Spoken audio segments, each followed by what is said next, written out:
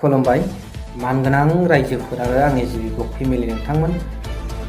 आङो भिडिअ क्लिप्सखौ होबाय थाला, नोंथांमोना ससियेल मिडियायाव नुखाबाय गोबांनो। पर्बतजरा ओनसोल फाग्लिजरा पार्ट 2 बे ओनसोलाव आदानि कम्पानिया टार्मिनेल पावार प्रजेक्ट लाबोनो नागिरदोंमोन। दा बेवहाय रायजो राजाफोरजों आरो पुलिसनि गेजेराव एकदम दाङाबाजि। रायजो राजाफ्रा गावबा गावनि हाखौ हगारा, फारसेथिं पुलिसफ्रा सोरनिबा थिननायाव खिन्थु बिथांमोनखौ सोरबा थिनहरदों, सोरनिबा थिननायाव बिथांमोनखौ हाखौ सिख'नांगौ होथारनांगौ होननानै धमखि दावा खालामनाय नुथायखौ जों ससियेल मिडियायाव नुदों।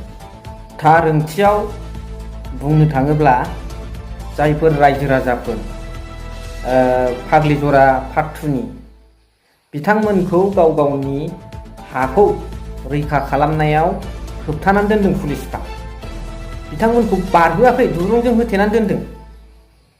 दा दिनै बेफोरबादि दुखुनांथाव जाथाय, जाय बुस्थुखौ होआ होनदों गावबा गावनि हा, रायजो राजाफोरनि हा, बेखौ सिख'थारनानै कम्पानि गायसननायाव मा गोजोननाय दं आरो मा बेनिफिट दं? प्रमद बर' सार, दिनै सोंबाय आं, दिनै मा बेनिफिट दं? एथ' खस्थ'यै आरो जबरदस्तियै सिख'नानै मोननाय कम्पानियाव नोंथाङा मा गोजोननाय दं? नोंथांनि गोजोननाया मा? सिङाव मा, आन्दोआव मा दं? प्रश्नआ बिसो, जायनि थाखाय नोंथाङा जर होबाय थादों।